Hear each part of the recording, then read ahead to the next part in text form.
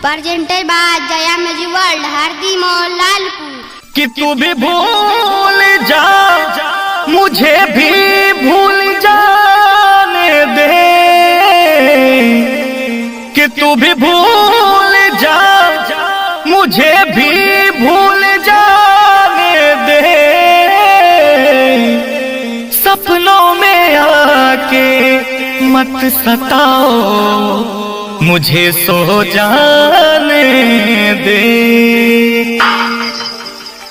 क्या दर्द है तेरी आवाज में छोरे। कहते हैं जब ये दिल टूटता है तो आवाज नहीं होती, लेकिन जब ये टूटता है तो कयामत आ जाती है, तूफान आ जाता है, ज़लज़ले आ जाते हैं। तेरी आवाज में वो दर्द है, तेरी आवाज में वो मोहब्बत है। सुनो, तुम आज कहो और आज मुद्दत के बाद ये पगली दिल खोल कर नाचेगी। कोई कहता है पागल, कोई कहता शराबी, presented by Jaya music world Hardi Mol Lalpur. कोई कहता है पागल, कोई कहता शराबी, कोई कहता है पागल, कोई कहता शराबी। तूने ही बेवफाई मेरी हाल बनाई, तूने ही बेवफाई मेरी हाल बनाई। मुझ पे हंसता दुनिया क्या यार निभाई, मुझ पे हंसता दुनिया क्या यार निभाई। तूने ही बेवफाई मेरी हाल बनाई, तूने ही बेवफाई मेरी हाल बनाई।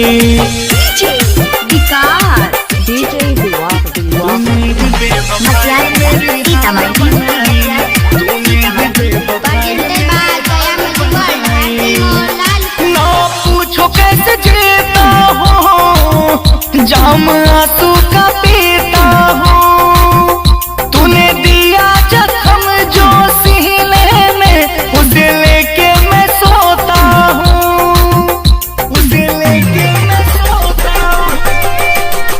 ना पूछो कैसे जीता हूँ जाम आंसू का पीता हूँ, तूने दिया जो जख्म मेरे सीने में उसे लेके मैं सोता हूँ। तूने जला डाली दुनिया मेरी बसा बसाई, तूने जला डाली दुनिया मेरी बसा बसाई। तूने ही बेवफाई मेरी हाल बनाई, तूने ही बेवफाई मेरी हाल बनाई।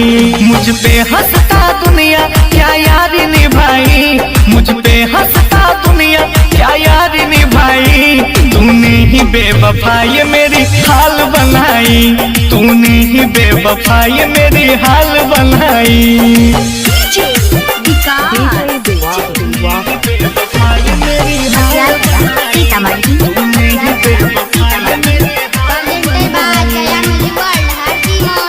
दौलत के नशे में तू मेरे प्यार को बेच दिया, राहुल का दिल रोता है इसे ऐसे खरोच दिया, इसे ऐसे खरोच दिया।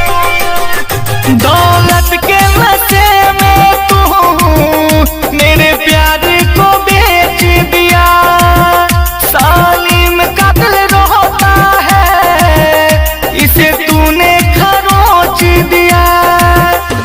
क्या प्यार का अंजाम होता तूने सिखाई, क्या प्यार का अंजाम होता तूने सिखाई। तूने ही बेवफाई मेरी हाल बनाई, तूने ही बेवफाई मेरी हाल बनाई। मुझ पे हंसता दुनिया क्या यार निभाई, मुझ पे हंसता दुनिया क्या यार निभाई। तूने ही बेवफाई मेरी हाल बनाई, तूने ही बेवफाई मेरी हाल बनाई।